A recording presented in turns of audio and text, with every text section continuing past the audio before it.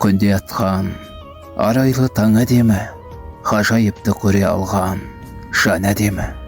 Шүкір тәуба дейтұғын қолда барға, иманы бар адамның бәрі әдемі. Жақсы күн жақсы өмірге себеп болар, жақсы сөз жан дүниеңе керек болар. Жаныңызда жақсы адамдар жүрсе егер, жақсының сөзі жанға медет болар. Күндеріңізге әр күн сайын сәттілік, өмірлеріңізге әр күн сайын тәттілік. Бұйыртсын Аллам нақ қылып, арыздықтарыңды арттырып.